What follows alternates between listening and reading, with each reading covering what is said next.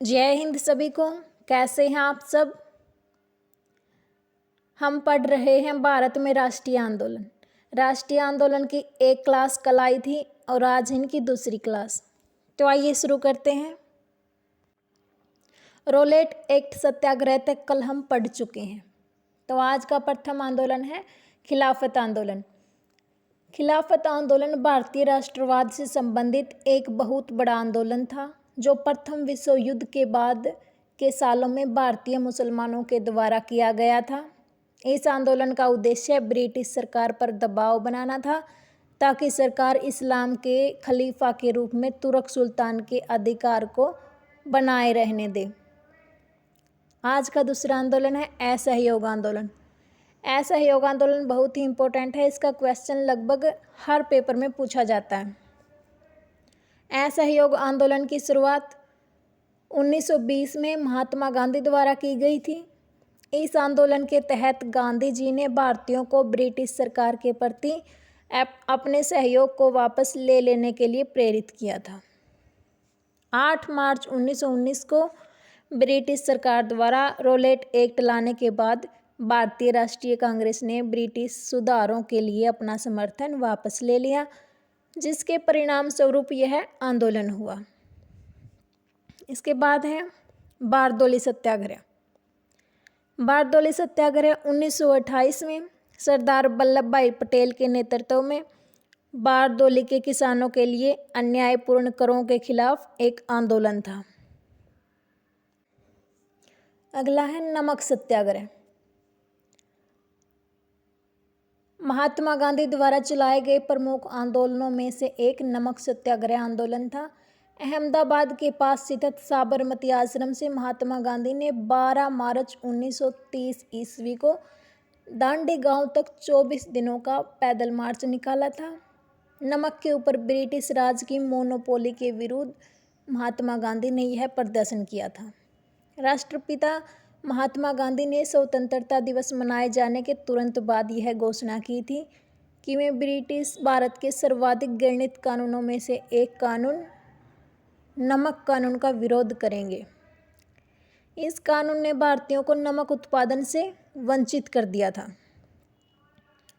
ना ही वे नमक का उत्पादन कर सकते थे और ना ही नमक बेच सकते थे। इससे संबंधित सारे एकाधिकार अंग्रेज सरकार के पास थे। नमक कानून को तोड़ने के लिए गांधी जी ने एक पैदल यात्रा का नेतृत्व करने वाले थे। महात्मा गांधी ने नमक एकाधिकार के जिस मुद्दे की बात की थी वह गांधी जी की दूरदर्शी सोच और कुशल समझदारी का एक अनन्य उदाहरण था। प्रत्येक भारतीय के घर में नमक का प्रयोग अपरिहार्य रूप से होता था, लेकिन इसके बावजूद उन्हें घरेलू प्रयोग के लिए भी नमक बनाने से रोक दिया गया था और इस तरह उन्हें दुकानों से ऊंचे दाम पर नमक खरीदने के लिए बाध्य कर दिया गया था। अगला है सविनय अवज्ञा आंदोलन। असहयोग आंदोलन के बाद लगभग 8 वर्षों तक देश के राजनीतिक जीवन में शिथिलता रही थी। कांग्रेस ने ब्रिटिश शासन के विरुद्ध कोई खास कदम नहीं उठाया था। केवल स्वराज्य पार्टी ने विधायिकाओं में जाकर अपनी असहयोग नीति का कार्यान्वयन किया और जब भी जहां भी मौका मिला उन्होंने संविधान में गतिरोध उत्पन्न किया। लेकिन इसी बीच कुछ ऐसी परिस्थितियां बन गई जिसने एक जन आंदोलन यानी सविनय अवज्ञा आंदोलन को जन्म दे दिया। यह जन आंदोलन 1930 से 1934 ईस्वी तक चला। गांधी जी को सविनय अवज्ञा आंदोलन की शुरुआत करने का अधिकार कांग्रेस के 1929 के लाहौर अधिवेशन में दिया गया। इस सिलसिले में 1930 ईस्वी में साबरमती आश्रम में कांग्रेस कार्यकारिणी की बैठक हुई, जिसमें एक बार फिर से यह बात सुनिश्चित की गई कि महात्मा गांधी जब चाहें जैसे चाहें सविनय अवज्ञा आंदोलन को आरंभ करें। अगला है भारत छोड़ो आंदोलन। यह एक प्रसिद्ध आंदोलन है। भारत छोड़ो आंदोलन राष्ट्रपति महात्मा गांधी के आह्वान पर 9 अगस्त 1942 को प्रारंभ हुआ था। भारत को जल्द आज़ादी दिलाने के लिए महात्मा गांधी द्वारा अंग्रेज सत्ता के विरुद्ध यह एक बड़ा आंदोलन था। क्रिप्स मिशन की असफलता के बाद गांधी जी ने एक और बड़ा आंदोलन प्रारंभ करने का निश्चय लिया था। इसी आंदोलन को भारत छोड़ो आंदोलन का नाम दिया गया। भारत छोड़ो आंदोलन में पहली बार भारतीयों ने बड़ी संख्या में भाग लिया था, जिसमें मजदूर और किसानों से लेकर उच्च वर्गीय लोग तक शामिल थे। इस आंदोलन के माध्यम से गांधी जी ने एक सौम्य और निष्क्रिय राष्ट्र को शताब्दियों की निद्रा से जगाने का काम किया।